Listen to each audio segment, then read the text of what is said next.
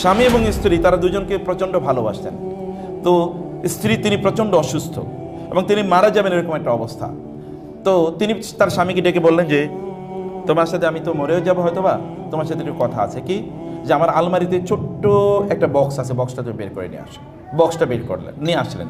নিয়ে আসার পরে বক্সটা খোলার পরে বলে দেখলো বক্সের মধ্যে 2টা বান্ডেল। বলে এইগুলো কিসের? বলে এখানে 1 লাখ টাকা আছে, আর পাশে একটা পুতুল পড়ে আছে। কটা পুতুল?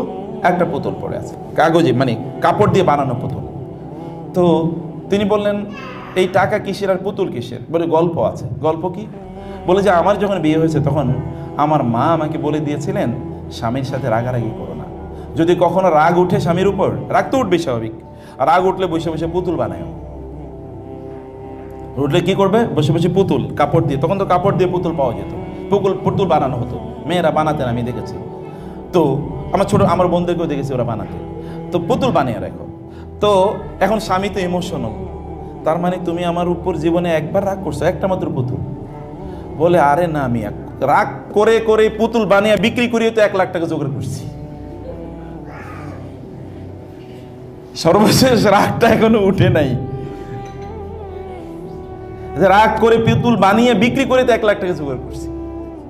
এবার আপনি চিন্তা করেন, পরিবার রক্ষা করার জন্য অতটুকু শিক্ষাই তার বাবা বা তার মা বা তার দাদু তাকে বলে দিয়েছিল যে স্বামীর উপর রাগ করতে নাই, রাগ উঠলে তুমি এই কাজটা করো। পরিবার দেখেন কত শান্তির নীড় হয়ে গেছে।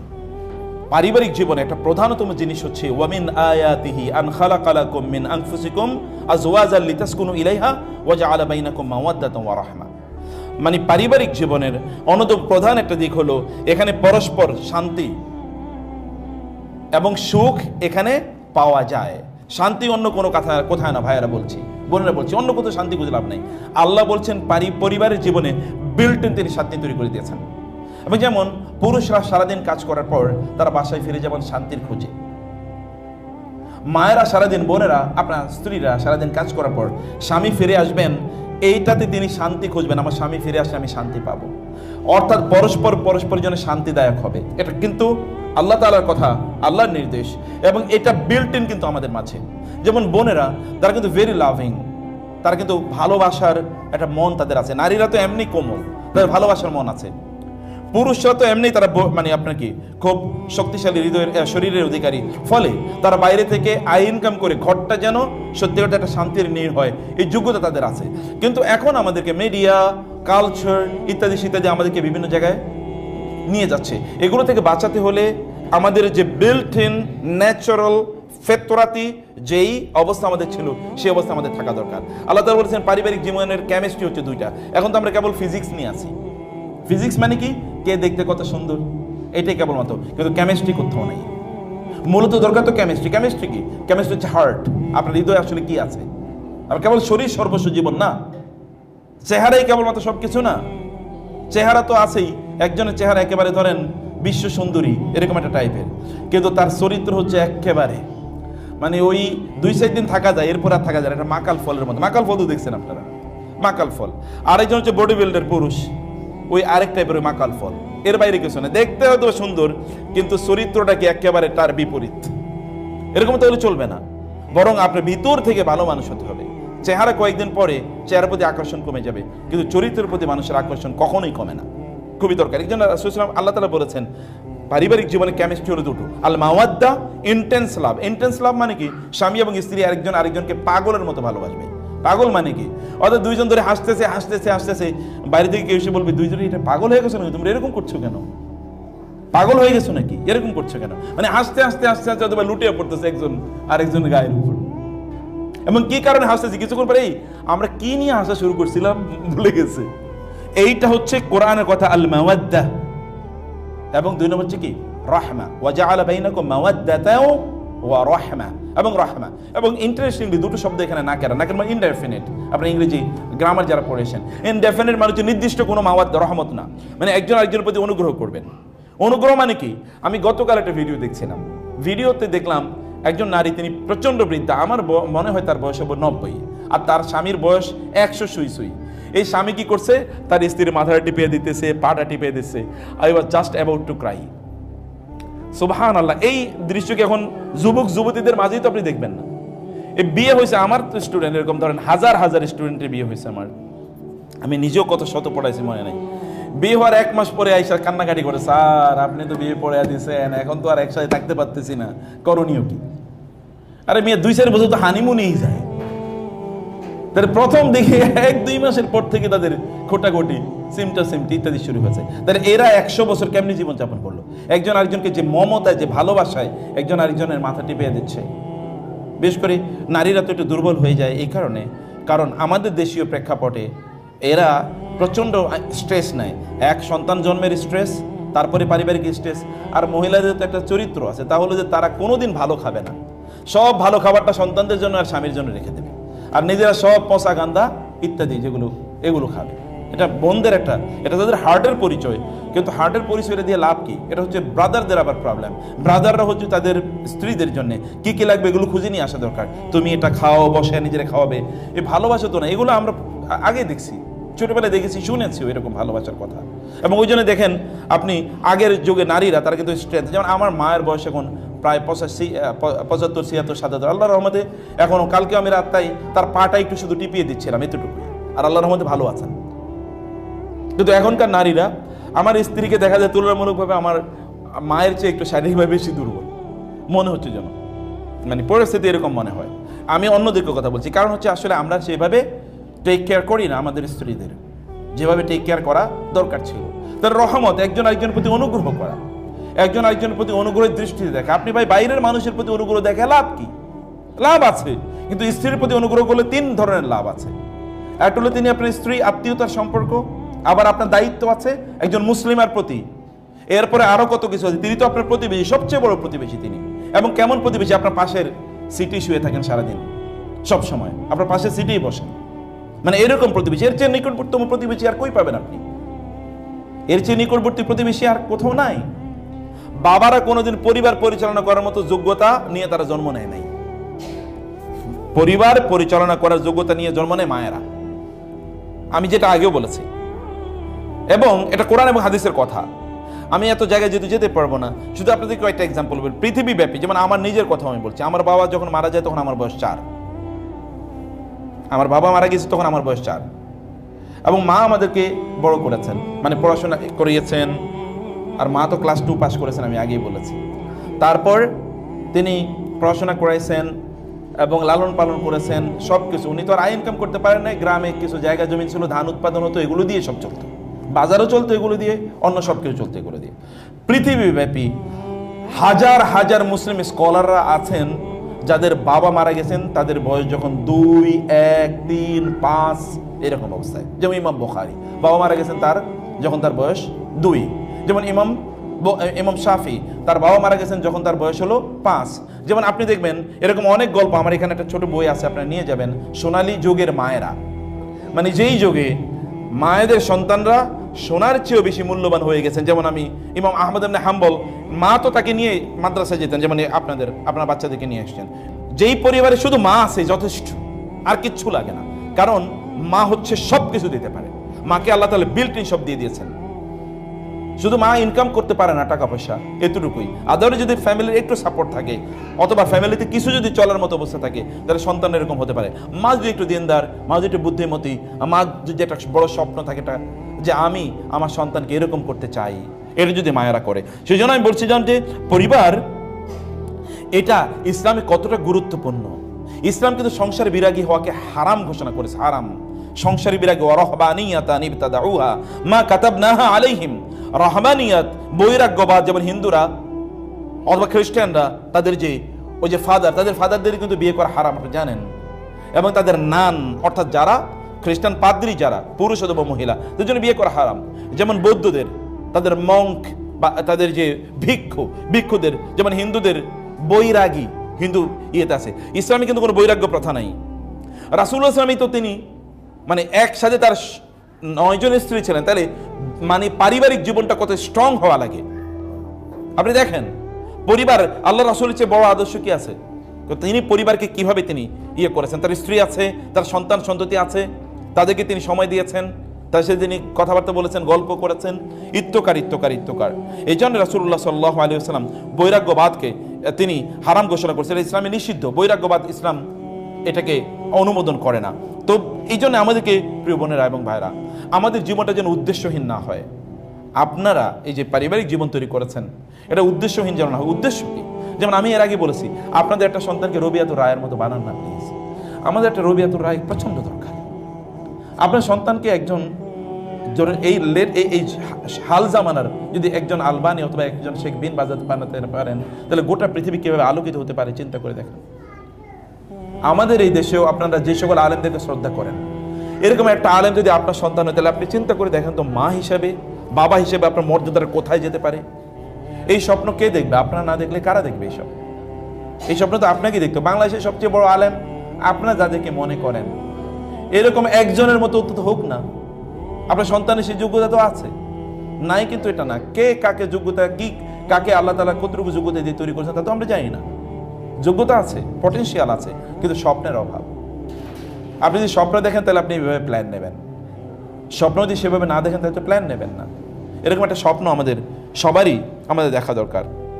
এই কারণে পারিবারিক জীবন তৈরি করার পূর্বে আল্লাহ এবং আল্লাহ রাসূল আমাদেরকে দিয়েছেন, শিক্ষা দিয়েছেন, আমরা নির্দেশ দিয়েছেন, আমরা পারিবারিক জীবন তৈরি করার পূর্বে যেন আমরা দিনদার ভালো মানুষকে যেন বিয়ে করি অথবা বিয়ে করাই।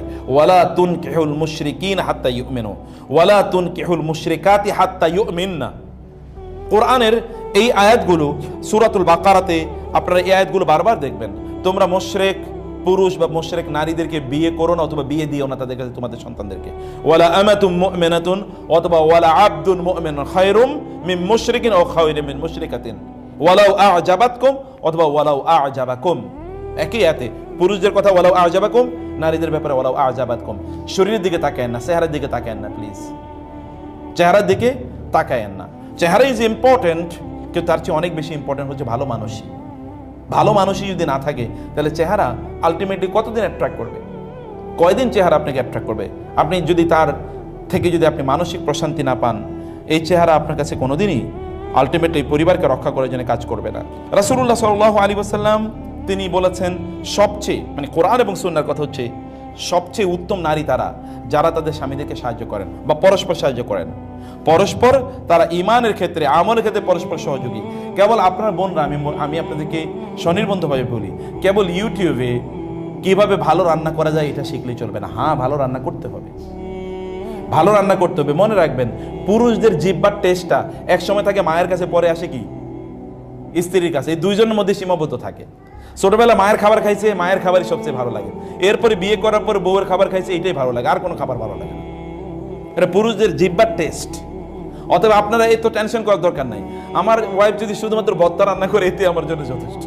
আমি এটাই মনে করি, দিস ইজ হেভেনলি ফুড, এটা জান্নাত থেকে আসছে এই খাবার। বুঝতে পেরেছেন? অথবা এটা নিয়ে টেনশন করার কোনো প্রয়োজন নেই, এটা নিয়ে এত কিছু করার দরকার নেই। আপনারা ওই জায়গায় বেশি সময় না দিয়ে দিনই কাজে, ভালো কাজে পরস্পরকে সহযোগিতা করা। আল্লাহ তাআলা বলেছেন, আল মুমিনুনা ওয়াল মুমিনাতু বা'দুহুম আউলিয়াউ বা'দ ইয়া'মুরুনা বিল মা'রুফি ওয়া ইয়ানহাউনা 'আনিল মুনকার ওয়া ইউকিমুনাস সালাতা ওয়া ইউতুনাজ যাকাতা ওয়া ইউতিউনা আল্লাহ ওয়া রাসূলা উলাইকা সায়ারহামুহুমুল্লাহ। আল্লাহর রহমত পেতে হলে কি করতে হবে দেখেন। স্বামী স্ত্রী পরস্পরকে ভালো কাজে আদেশ করবে, খারাপ কাজ থেকে নিষেধ করবে। তারা সালাত আদায় করবে, সালাতের ব্যাপারে পরস্পরকে নির্দেশ প্রদান করবে, তারা যাকাতের ব্যাপারে পরস্পর নির্দেশ প্রদান করবে, এবং তারা আল্লাহ এবং আল্লাহ রাসূলের আনুগত্য করবে। তাইলে আল্লাহ তাআলা এদের উপরে স্পেশাল রহমত করবেন। আপনার স্বামীকে বলুন, আজকে নামাজ পড়েছেন? স্ত্রীকে জিজ্ঞেস করুন, আজকে নামাজ পড়েছো? এটা আগে জিজ্ঞেস করুন। আগে এইটাকে আমি একটা এক্সাম্পল বললাম, ভালো কাজের ব্যাপারে নির্দেশ প্রদান করা। আপনাদের স্বামীদের জন্য বই গিফট করুন প্লিজ, কেবল জামা কাপড় গিফট করেন না। জামা কাপড় যত বেশি তত আপনাদের বিপদ, কারণ এগুলো ধরে, এগুলো আয়রন করে, এত কাহিনী করার দরকার কি? বই গিফট করুন, বই দিয়ে ভর্তি করে দেন, বই পড়ান, পড়ো, আমার পাশে বসো, পড়ে আমাকে শোনাও। আমার ওয়াইফ, যখন আমার ছেলেরা যে বছর জন্ম নেবে, ওই বছর আমার ওয়াইফ হলো প্রেগন্যান্ট। আবার উনি দেবেন মাস্টার্স পরীক্ষা। এখন উনি তো পড়তে পারতেছেন না। আমি বলতাম যে ঠিক আছে, আমি আমার জীবনে কিছু গল্প বলি, এগুলো আপনাদের কাজে লাগবে হয়তো বা। আমি বলতাম, তুমি শুয়ে থাকো, আমি পড়ে তোমারে শোনাই। তো উনি শুয়ে থাকতেন, আমি ওনারে পড়ে শোনাই ব্যাখ্যা করতাম যে এইটার অর্থ হচ্ছে এটা, অতটুকু উনি শুনতেন। তো এরপরে যেতাম হলো, ধরেন তার পরীক্ষা কেন্দ্রে, আমি তাকে নিয়ে যাচ্ছি পরীক্ষা কেন্দ্রে। তো আমি হয়তো পাবলিক বাসে বসেছি তাকে নিয়ে, অত ধরেন প্রাইভেট গাড়িতে বসছি তাকে নিয়ে, আমি বলতাম তুমি আমার মানে ঘাড়ে কাঁধে মাথা রাখো, এরপরে আমি তোমাকে বলি পরীক্ষার এই প্রশ্নের আসলে এই প্রশ্নের উত্তর কিভাবে দিতে হবে। এ বলতাম অধিকাংশ প্রায় 90% পড়া উনি শুধু আমার কাছ থেকে শুনছে, পড়েই নেই, শুধু শুনে দিছি, শুধু শুনেই তিনি পরীক্ষা, এবং তিনি অনেক ভালো রেজাল্ট করছেন মাশাআল্লাহ, ফার্স্ট ক্লাস পাইছেন যতটুকু আমার মনে পড়ে। এটা সম্ভব। আপনি যদি পরস্পরকে হেল্প করতে যদি চান, Allah will make it easy for you, Allah এটা সহজ করে দেবেন। কিন্তু এতটুকু করা এটা আমাদের জন্য জরুরি, এতটুকু করা, এই অনুভূতি নেয়া এটা আমাদের জন্য প্রচন্ড জরুরি। এটা আপনারা করবেন ভাইরা বোনেরা, একসাথে ভালো কিছু কাজ করুন, একসাথে নামাজ আদায় করুন। রাসূলুল্লাহ সাল্লাল্লাহু আলাইহি ওয়াসাল্লাম এবং খাদিজা রাদিয়াল্লাহু তাআলা যখন কোরআনে আয়াত নাযিল হলো, ইয়া আইয়ুহাল মুযাম্মিল কুমিল লাইলা ইল্লা কালিলা, রাসূলুল্লাহ সাল্লাল্লাহু আলাইহি ওয়াসাল্লাম এবং খাদিজা রাদিয়াল্লাহু তাআলা দুজন নামাজ আদায় করতেন, এবং সামনে এবং পেছনে। আপনারা জানেন স্বামী স্ত্রী নামাজ আদায় করলে কিভাবে পড়তে হয়, সামনে এবং পেছনে। আমার ওয়াইফকে নিয়ে আমি আমার জীবনে কত নামাজ আদায় করছি আমার মনে নেই, এত পরিমাণ নামাজ আদায় করছি। উনি পিছনে দাঁড়াতেন, আমি সামনে দাঁড়াতাম, বহু নামাজ আদায় করেছি, অসংখ্যবার। সালাত আদায় করুন, একসাথে পড়ুন না। আপনাদের ভালোবাসা বিল্ডিং হোক, ভালোবাসা তৈরি হোক, এগুলো করা দরকার। এ সকল ভালো কাজে আপনাদেরকে করা দরকার। কোরআন আয়াত যখন আল্লাযীনা ইয়াকনিজুনা যাহাবা ওয়াল ফিদ্দাতা ওয়ালা ইউনফিকুনা ফি সাবিলিল্লাহ ফাবাশশিরহুম বিআযাবিন আলীম, কোরআনের সূরাতু কোন সূরা এটা স্যার?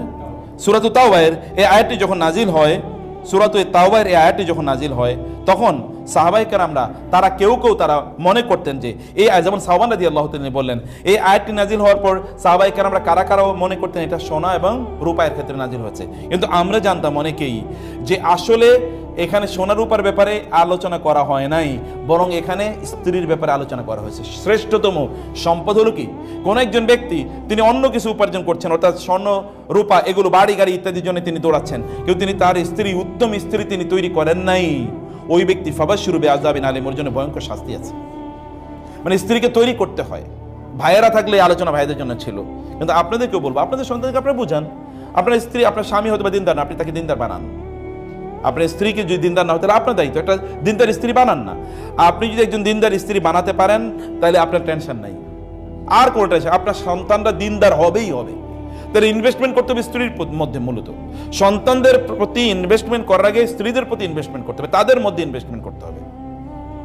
কিভাবে ইনভেস্টমেন্ট করবেন? যেমন বন্ধের আপনাদেরকে বলছি, বিভিন্ন জায়গায় এখন কোর্স পাওয়া যায়, এই কোর্সগুলো আপনারা করেন। এখানেই তো সব আলোচনা আমাদের পক্ষে হয়তো বা করা সম্ভব না, যদিও আমি আমার দাওয়াতি একটা কাজ হিসেবে আমি এটাকে গ্রহণ করেছি, কিন্তু কতদিন করবো সেটা আমি জানি না। আমি শুধু বলবো আপনাদেরকে যে আপনারা দিনই কাজে বিভিন্ন জায়গায় অন্তর্ভুক্ত থাকেন প্লিজ। দিনই কাজগুলো আপনারা বিভিন্নভাবে দিনই কাজগুলো আপনারা করেন। একজন আরেকজনকে প্রচণ্ড ভালোবাসে, ভালো করে শুনুন। রাসূলুল্লাহ সাল্লাল্লাহু আলাইহি ওয়াসাল্লাম বলেছেন, ওয়া নিসাউকুম মিন আহলিল জান্নাহ, তোমাদের জান্নাতি নারীরা কারা? যারা আল ওয়াদুদু, স্বামীদেরকে বেশি ভালোবাসেন, এবং আল আউদু, স্বামীদের কাছে বারবার ফিরে আসেন। স্বামীদের কাছে কি করেন? বারবার ফিরে আসেন। আলা আযাউজিহা আল্লাতী ইযা গাদিবা জাআত, যদি স্বামী রাগ করে তাহলে তিনি স্বামীর কাছে আসেন এবং তার হাতে তার হাতটা রেখে বলেন, সুম্মা তাকুলু লা আযুকু গামদান হাত্তা তারদা, তুমি রাগ করছো কেন? আমি ঘুমাবো না যতক্ষণ পর্যন্ত তুমি আমার প্রতি সন্তুষ্ট না হও। কিভাবে সমস্যার সমাধান করে? কিভাবে সমস্যার সমাধান করে? তো এখন স্বামী রাগ করছে, এরপরে আপনি আরেক বিছানায় গিয়ে এখন থেকে শুইতেছেন, ঘুমাইতেছেন, অথবা রাগ করে বাপের বাড়িতে চলে গেলেন। সমস্যা কি সমাধান হলো না জটিল হলো? সমস্যা জটিল হলো, সমস্যার সমাধান হয় নাই। সমস্যাকে সমাধান করার জন্য স্বামী রাগ করাচ্ছে, তার কাছে গিয়ে বলবেন যে তুমি কেন রাগ করেছো, আমার ভুল হলে আমি ক্ষমা চাই, আদরে তুমি রাগ করো না। আচ্ছা ঠিক আছে, তুমি রাগ করছো, শান্ত হও, আমি তোমার হাতে হাত রেখে, হাদিসে বলছে, রাসূল সাল্লাল্লাহু আলাইহি ওয়াসাল্লাম বলেছেন, এবং সহিহ হাদিস, রাসূলুল্লাহ সাল্লাল্লাহু আলাইহি ওয়াসাল্লাম বললেন, সহিহুল জামিআর হাদিস এটি, যে তুমি যতক্ষণ পর্যন্ত সন্তুষ্ট না হবে ততক্ষণ পর্যন্ত লা আনামু আবাদা, অথবা আলা আনামু, আমি ঘুমাবো না যতক্ষণ পর্যন্ত তুমি আমার প্রতি সন্তুষ্ট না হও, আমি খাবো না যতক্ষণ পর্যন্ত তুমি সন্তুষ্ট না হও, এরকম, বা তুমি রাগ যতক্ষণ পর্যন্ত না কমাও। এরপর দেখবেন তিনি she will start loving you more. স্বামীদেরকে, তাদেরকে ভালোবাসা, আল ওয়াদুদ, স্বামীদেরকে ভালোবাসা, এগুলো যদি আমরা করতে পারি তাহলে পরকীয়া কমে যাবে। এবং স্ত্রীদেরকে ভালোবাসুন, যেটা আমি এর আগে বলেছিলাম, যে পরস্পর গল্প করুন, কথাবার্তা বলুন, গল্প করেন, কথাবার্তা বলেন, হাসতে থাকুন। যারা কি একদল লোক আছে যারা হাসাহাসি অথবা গল্প সব বিয়ের আগে শেষ করে ফেলে, এরপরে আর গল্পের কিছু থাকে না, এরপরে শুধু থাকে মারামারি। দেখছেন না? মানে আগে তো রোমান যদি আগে সব শেষ করে ফেলে তাহলে পরে কি করবে? পরে তো আর কিচ্ছু বাকি থাকে না, এবং এই কারণে পরে সব মারামারি লাগে। আচ্ছা, আপনার দাদা দাদি বা আপনার মা এবং বাবা তারা পরস্পরকে এরকম পাগলের মতো ভালোবাসতো কেন? একজন আরেকজনের ছাড়া চলতে পারতো না। এই কই গেলা, আমি তো এখনো কেউ কারো নাম এখনো গ্রামে গিয়ে দেখি নাম কেন অমুক তো কই গেলা, খাইলো কিনা আজকে, কোথায় গেছিল, এরকম টাইপের কথাবার্তা, মানে সরাসরি পর্যন্ত বলেন, এতটা রেসপেক্ট করে একজন আরেকজনকে, তাই না? এখন তো আমরা প্রথমত বলি তুমি, তারপর থেকে কি শুরু হয় তুই। তুমি সাস্টেন করে না বেশিক্ষণ, এরপরে শব্দটা শুরু হয়ে যায় তুই। মানে রিলেশনটা কতটা খারাপ পর্যায়ে আমাদের যাচ্ছে। পরস্পরকে ভালোবাসা দরকার, পরস্পরের সাথে গল্প করা দরকার। গল্প করেন না আপনারা, যেই কোনো দুনিয়া কেবল গল্প মানে কিন্তু এখন তো আমাদের দেখবেন যদি গল্প করতে বসে স্বামী স্ত্রীরা, তাহলে এক দুই কথা আলোচনার পরে এরপরে পোলাপাইনের কথা চলে আসে। ওরা কি আজকে ঠিক মতো খাইলো, বাজার কি হইলো, এই বাসায় কিন্তু বাজার নাই, আলোচনা কিন্তু এক দুই সেন্টেন্সের পরে ওইখানে চলে যায়। না ভাই আর কোনো আলোচনা নাই, তাহলে এর আগে এত আলোচনা কিসের ছিল, তার আগে কিসের এত আলোচনা ছিল? এই যে এত আলোচনা করে পোলাপাইন পার্কে, তাহলে কি আলোচনা করে আমি তো তাই বুঝি না। তো এই আলোচনা তো স্বামী স্ত্রীর মধ্যে হবে, ওই আলোচনা তো হারাম, কিন্তু এটা কি, এটা বাধ্যতামূলক, এটা হালাল, এটা করতে হয়, এটা কেমিস্ট্রি অফ ম্যারিড লাইফ, এটা বৈবাহিক জীবনের কেমিস্ট্রি এটা। যাই হোক, আমি এরপরে যেটি স্বামীকে মুগ্ধকারিনী, রাসূলুল্লাহ সাল্লাল্লাহু আলাইহি ওয়াসাল্লামকে জিজ্ঞেস করল আইয়ুন নিসাই খায়র, সর্বোত্তম নারীকে? তিনি বললেন আল্লাতী তাসুরুহু ইযা নাযারা, যদি স্বামী যদি তার দিকে তাকায় তাহলে তাকে তার প্রতি সন্তুষ্ট হয়, এবং ওয়াতুইতুহু ওয়াতুতিউহু ইযা আমারা, তিনি তাকে আনুগত্য করেন যখন তিনি তাকে কোনো নির্দেশ দেন। ওয়ালা তুখালিফুহু ফি নাফসিহা ওয়া মালিহা বিমা ইয়াকরাহু, তিনি তার স্বামীর অপছন্দনীয় কোনো কাজই করেন না। যেমন কয়েকটা ইস্যু আমি আপনাদেরকে বলি, যেমন আপনাদের স্বামীদের ব্যাপারে আপনার সুন্দর জামা কাপড় পরে থাকবেন, সব সুন্দর জামা কাপড় এখন বান্ধবীর বাড়িতে যাওয়ার জন্যে, অথবা বোনের বাড়িতে যাওয়ার জন্যে, অথবা বিবাহর আসরে যাওয়ার জন্য সব জমা করে রাখবেন না। অর্নামেন্টস তো এখন বোনেরা রাখে কোথায়, এখন হচ্ছে ব্যাংকের লকারে, শুধু ওই দিনই বাইর করে যেদিন কোনো বিয়ের অনুষ্ঠানে যাবে। তো আপনার এই অলংকার তো আপনার স্বামীর জন্য, কারে দেখাবেন এই অলংকার? অনেকে বলেন যে আমার স্বামী এগুলো পছন্দ করে না, তা ঠিক আছে, কিছু কিছু পুরুষের তো রুচি ওই লেভেলের নাই, তাও ঠিক আছে, কিন্তু তারপরেও আপনার নিজকে আপনি ইয়ে করুন, আপনি পারফিউম ব্যবহার করুন, বেশি বেশি আতর ব্যবহার করুন, ঘরটাকে আতরময় সুগন্ধিময় করে রাখুন, সুন্দর সুন্দর জামা কাপড় পরে বাসায় থাকুন। এটা করা দরকার, কারণ এটা আপনার জন্য কি সওয়াবের কাজ, আর ওটা হলো হারাম। আরেকজনকে আপনার সৌন্দর্য প্রদর্শন করা হলো হারাম। ওয়ালা ইউবদিনা যিনাতাহুন্না ইল্লা লিবুউলাতিহিন্না, তারা তাদের সৌন্দর্য কেবল স্বামীর জন্য প্রকাশ করবে, অন্য কারো কাছে না। অতএব তাদের কাছে, তাদের সামনে আপনার সৌন্দর্যগুলো প্রকাশ করে, এটা আপনার জন্য ইবাদত, এটা ইবাদত। কিন্তু একটি গল্প আছে খুবই বিখ্যাত, মানে এটা সালাফদের মধ্য থেকে এরকম কিছু বক্তব্য পাওয়া যায়। তোমাদের একটা জিনিস হলো আমি একটু আপনাদেরকে বলে রাখি, মানে সবচেয়ে মানে ওমর ইবনে খাত্তাব রাদিয়াল্লাহু তাআলা তিনি বলেছেন যে শাররুন নিসাই সিত্তুন, মহিলাদের মধ্যে 6টা গুণ খুবই খারাপ, খুবই খারাপ 6টা গুণ আছে। এর মধ্যে কি আল হান্নানা, 2 নম্বর হচ্ছে আল আন্নানা, আল মান্নানা, আল হাদ্দাকা, আল বাররাকা, সাদ্দাকা। বুঝতে পেরেছেন? ভালো করে শুনুন, এটা মজার জিনিস। তিনি বলেছেন মহিলাদের মধ্যে শাররুন নিসাই সিত্তুন, নারীদের মধ্যে 6 ধরনের নারী আছে যারা খারাপ, অথবা নারীদের মধ্যে 6টা গুণ আছে এটা খারাপ। এর মধ্যে 1 নম্বর গুণ হলো আল হান্নানা। হান্নানা মানে কেবল বাপের বাড়ির গল্প, কেবল কার গল্প? আর হান্নানা। এটা বেশি বেশি বলার দরকার নেই, কম বলবেন, এটা বেশি বেশি এটা বলার দরকার নেই। 2 নম্বর হচ্ছে কি আল আন্নানা, বেশি বেশি কি করে তারা কেবল আনিন, আনি মানে হচ্ছে কেবল কান্নাকাটি, কথায় কথায় নাক কাঁদুনি আছে না, একদম কথায় কথায় কেঁদে দেয়, এটা করা ভালো না। 3 নম্বর কি হচ্ছে আল মান্নানা, মানে কেবল খোঁটা দেয়। কি দেয়? কেবল খোঁটা দেয়। কিসের খোঁটা? আমার বান্ধবীর এত বড় একটা ফ্ল্যাট, আর তোমারে মিয়া বিয়ে করে আমার জীবনটা শেষ হয়ে গেছে, তোমার বিয়ে না করলে আমার ওই যে অমুকে কত, আমার বোন, আমার বান্ধবী, আমার অমুকে তারা কত ভালো আছে। এটা হলো আল মান্নানা, মানে খোঁটা দেয়া। এটা খুবই একটা খারাপ কাজ। এটি কোনো নারী, যে সকল নারীর এই কাজটিগুলো করেন, মানে যদি ওমর ইবনে খাত্তাব থেকে এরকম একটা বর্ণনা আছে, আমি জানি না বর্ণনাটি নিয়ে অনেক ধরনের বক্তব্য আছে যে এটা সত্য কিনা, কিন্তু আরবরা এই জাতীয় কথাগুলো, আরবি ভাষায় জাতীয় কথাগুলো খুবই প্রসিদ্ধ। এবং 4 নম্বর হচ্ছে কি আল হাদ্দাকা। আল হাদ্দাকা মানে হচ্ছে তিনি কোথাও ধরেন বেড়াতে গেছেন, বান্ধবীর বাসায় বেড়াতে গেছেন, ওইখানে গিয়ে দেখলেন তার বাসার হলো 1500 স্কোয়ার ফিটের। এখন স্বামীরে বলেন তুমি আমার এই 800 স্কোয়ার ফিটের বাসায় আর কত বছর রাখবা? অথবা ওইখানে একটা নতুন ডাইনিং টেবিল দেখে এসে আমাদের ডাইনিং টেবিলটা এখন আর আমার ভালো লাগে না, ওইখানে কত সুন্দর একটা ডাইনিং টেবিল দেখে এসেছি। অথবা মার্কেটে গেলে যেটাই দেখে এটাই বাচ্চাদের মতো, এইটা কত সুন্দর, চলো এটা নেই। মানে এই যে প্রবণতা, এই আল হাদ্দাকা, এই আল হাদ্দাকা টাইপের হওয়া কোন অবস্থায় এটা ভালো না। 5 নম্বর হচ্ছে আল বার্রাকা। আল বার্রাকা মানে হচ্ছে বিজলি, অর্থাৎ চোখের দিকে তাকাইলে মনে হচ্ছে ওখানে বিজলি জ্বলবে। এখন বিজলি জ্বলা মানে কি, চোখ দিয়ে মনে হচ্ছে খেয়ে ফেলবে এরকম একটা টাইপের, ঠিক আছে? চোখ এরকম না, চোখকে শান্ত। স্বামী এবং স্ত্রী উভয়ের জন্য প্রয়োজন একই বক্তব্য, যে এমন যেন না হয় আপনাদের চোখটা সুন্দর হবে, বরং চোখে কোহল লাগানো, এবং নারীরা তাদের হাতে কি মেহেদি, যেটাকে আমরা বলছি, এটা লাগিয়ে রাখে, এটা উত্তম। রাসূল সাল্লাল্লাহু আলাইহি ওয়াসাল্লাম এরকম জিজ্ঞাসা করেছেন যে এটা দেখো না, এটা নাই কেন, তোমার হাতে এটা নাই কেন? এটা সৌন্দর্যের অংশ।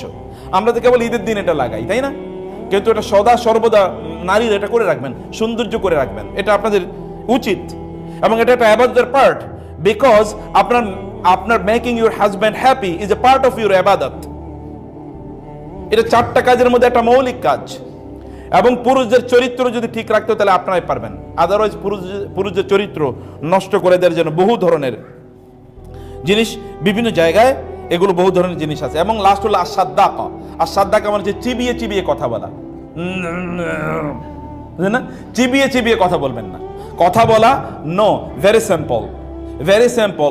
আপনি দেখবেন যারা একটু চিবিয়ে চিবিয়ে কথা বলে এই লোকগুলো দুষ্ট হয়। চিবিয়ে চিবিয়ে যারা কথা বলে এটা পুরুষ টাইপের। আমি তো মহিলাদের এত বেশি শুনি নাই, শোনার সুযোগ হয় নাই, কিন্তু পুরুষদেরকে যাদেরকে দেখি চিবিয়ে চিবিয়ে কথা বলে এগুলো দুষ্ট টাইপের হয়।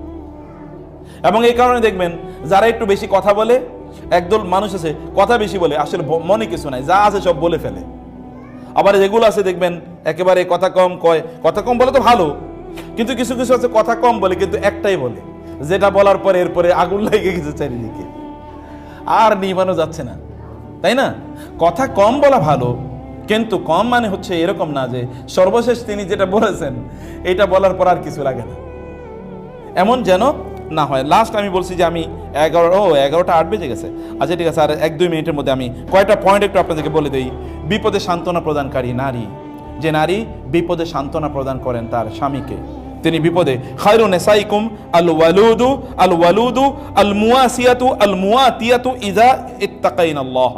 ভালো করে শুনুন, রাসূলুল্লাহ সাল্লাল্লাহু আলাইহি ওয়াসাল্লাম তিনি বলেছেন, ইমাম বাইহাকি এবং সহিহুল জামি হাদিসটি এসেছে, এবং হাদিসটি ইমাম আলবানী রাহিমাহুল্লাহ তিনি তার আস-সহিহাতে হাদিসটি উল্লেখ করেছেন, মানে আল আহাদিস আস-সহিহা, এখানে তিনি হাদিসটি উল্লেখ করেছেন। হাদিসটি কি? খায়রু নিসাইকুম, তোমাদের নারীদের মধ্যে শ্রেষ্ঠ তারাই যারা আল ওয়ালুদ, যারা অনেক বেশি সন্তান দেয়, এবং আল ওয়াদুদ, যারা স্বামীদেরকে অনেক বেশি ভালোবাসে, আল মুয়াসিয়াতু, যারা তাদের স্বামীদেরকে সান্ত্বনা প্রদান করে, আল মুয়াতিয়াতু, এবং যে সকল নারীরা তাদের স্বামীদের আনুগত্য করে, ইযা তাকাইনাল্লাহ।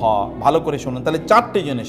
সন্তান বেশি দেয়া, আপনার যদি শারীরিক সক্ষমতা থাকে, যদি অসুস্থ থাকে তাহলে তো ভিন্ন কথা, কিন্তু শারীরিক সক্ষমতা থাকলে সন্তান বেশি নিয়েন। বোনেরা, আমি আবারও বলি, ভালো কিছু মানুষ আপনাদের মাধ্যমে আসুক নাই পৃথিবীতে, ভালো কিছু মানুষ আসুক আপনাদের মাধ্যমে, এবং স্বামীদেরকে বেশি বেশি ভালোবাসা শো করুন, ভালোবাসা প্রদর্শন করুন।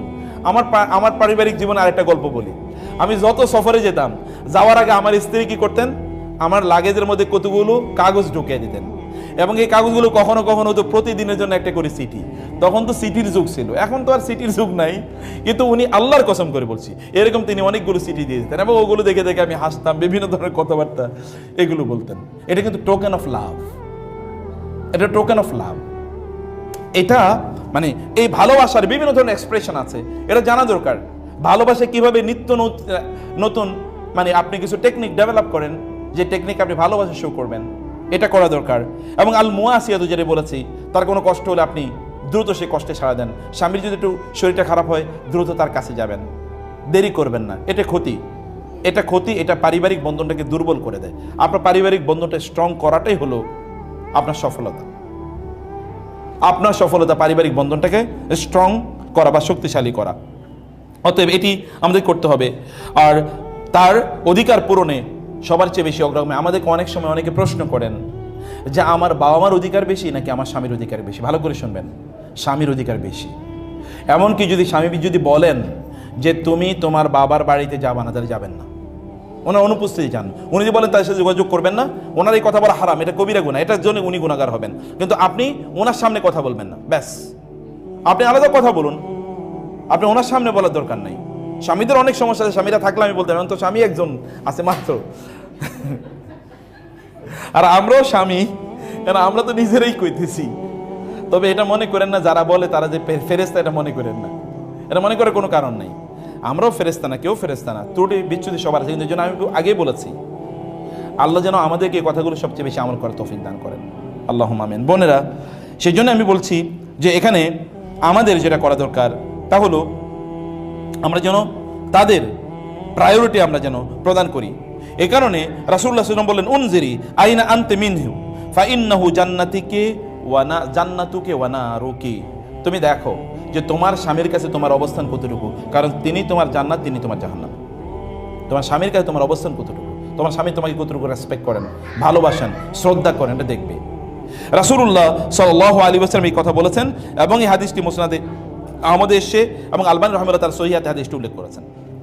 অতএব এটি করা, স্বামীকে তার খরচের ব্যাপারে কষ্ট কম দেয়া, অনেক বেশি খরচ করতে হবে এটা না করা, যতটুকু সম্ভব তার সামর্থ্য অনুসারে তারা করবেন। আর স্বামীরা যা ইনকাম করবেন তার ইনকাম মূলত তার ইনকাম যাবে তার পরিবারের জন্য।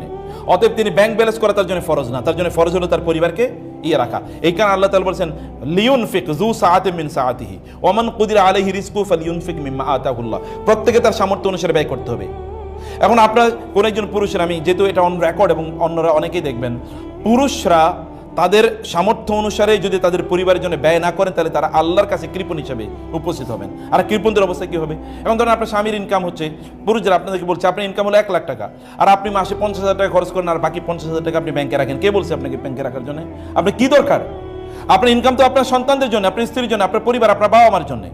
অতএব তাদের মেটানোর পর, খরচ তাদেরকে সুন্দরভাবে রাখার পর, প্রয়োজনগুলো মেটানোর পর যদি আপনার করার প্রয়োজন তাহলে করেন। কিন্তু আপনি ব্যাংকে রাখতেছেন কি জন্য? আপনি মরে যাওয়ার পর এরপরে কি হবে? আপনি মরে যাওয়ার পর এগুলো কোনো কাজে আর লাগবে না তখন। অতএব এদের প্রতি আপনার স্ত্রী, আপনার সন্তানদের মধ্যে ইনভেস্ট করুন, এটা রিয়েল ইনভেস্টমেন্ট, এর চেয়ে উত্তম কোনো ইনভেস্টমেন্ট একেবারে নাই। অতএব বোনেরা, আপনাদের জন্য এই পয়েন্টটা হলো তা হলো যে স্বামীদের প্রতি তাদের কোনো কিছু হলে তাদের প্রতি কৃতজ্ঞতা প্রদর্শন করা। তারা যাই করেছে এই জায়গায় কৃতজ্ঞ থাকে। আর এবং আপনি জানেন, আপনি যদি কৃতজ্ঞতা আদায় করেন তাহলে আল্লাহ তাআলা আপনার পরিবারে বরকত বাড়িয়ে দেবেন। লা ইন শাকারতুম লা আযীদান্নাকুম। তোমরা শুকর আদায় করলে আমি তোমাদের এই বরকতগুলো আরো অনেক অনেক বাড়িয়ে দেব। আপনার স্বামীর ইনকাম বাড়বে যদি আপনি কৃতজ্ঞতা আদায় করেন। কৃতজ্ঞতা আল্লাহর আদায় করুন, স্বামীর কৃতজ্ঞতা আদায় করুন। মান লাম ইয়াশকুরিন নাস লাম ইয়াশকুরিল্লাহ। কেউ যদি মানুষের কৃতজ্ঞতা আদায় না করে তাহলে সে আল্লাহর কৃতজ্ঞতা কিভাবে আদায় করবে? আদায় করতে পারবে না, ওই দক্ষতা বা যোগ্যতায় তার থাকবে না। তাদের কৃতজ্ঞতা আদায় করা খুবই গুরুত্বপূর্ণ। তাদেরকে সম্মান দেয়া, তাদেরকে কোনো অবস্থায় কষ্ট প্রদান না করা। রাসূলুল্লাহ সাল্লাল্লাহু আলাইহি ওয়াসাল্লাম বললেন, লা তুজি ইমরাতুন যাওজাহা ফি দুনিয়া ইল্লা ক্বালাত যাওজাতু ফিল হুরিল আইন মিনাল হুরিল আইন লা তুজিহি ক্বাতালাকিল্লাহি ফাইন ক্বাতালাকিল্লাহু ফাইন্নামা হুয়া ইনদাকি দাখিলুন ইউশিকু আন ইউফারিকাকি ইলাইনা। যখন কোনো নারী তার স্বামীকে যদি কষ্ট দেন তাহলে জান্নাতের হুররা বলতে থাকেন, তোমাকে আল্লাহ ধ্বংস করে দিন, তুমি কেন ওই লোকটাকে কষ্ট দিচ্ছ, তুমি কেন ওই লোকটাকে কষ্ট দিচ্ছ। এ কারণে এটা সহিহ হাদিস। এখানে আমরা বলছি যে কোনো অবস্থায় আমরা যেন আমাদের স্বামীদেরকে যেন কোনো অবস্থায় কষ্ট না দেই এবং তাদের বাড়িতে ওয়াকারনা ফি বুয়ুতিকুন্না ওয়ালা তাবাররাজনা তাবাররুজাল জাহিলিয়াতিল উলা, ঘরে বেশি বেশি থাকা, অপ্রয়োজনে ঘর থেকে, স্বামীর ঘর থেকে বের না হওয়া, প্রয়োজনে অপ্রয়োজনে বিভিন্ন জায়গায় ঘুরতে বেড়ানো, এগুলো অনুমোদন, যদি স্বামী অনুমোদন তাহলে ভালো কথা। আদারওয়াইজ আপনি বেশি বেশি আপনার বাসায় থাকুন, এতে আপনার কল্যাণ অনেক বাড়বে, বরকত অনেক বাড়বে। আপনি তো সুখ চান, আপনার সুখ এতে অনেক অনেক বাড়বে। এবং স্বামীর গোপনীয় বিষয়গুলো, এগুলো কোনো জায়গায় কোনো জায়গায় এগুলোকে শেয়ার না করা, এবং স্বামী সন্তানদের প্রতি প্রচণ্ড স্নেহশীলা থাকা, যেটা আমি আগেও বলেছিলাম। এই কাজগুলো আমাদের প্রচণ্ড গুরুত্বপূর্ণ, এগুলো আমাদের করা দরকার। আর যে কাজগুলো আমাদের করা হারাম বা নিষিদ্ধ, এরকম অসংখ্য আমরা কিছু বদ চরিত্রের কথা আমরা বলেছিলাম যেগুলো নারীদের মধ্যে থাকা রাসূলুল্লাহ সাল্লাল্লাহু আলাইহি ওয়াসাল্লাম নিষিদ্ধ করেছেন, সেগুলো যেন আমাদের মধ্যে না থাকে। This is important. আমি লাস্ট শুধু 1 মিনিট আমি আপনাদেরকে কয়েকটা পয়েন্ট শুধুমাত্র বলে রাখি, সেগুলো আপনারা একটু মাথায় রাখবেন। স্ত্রীর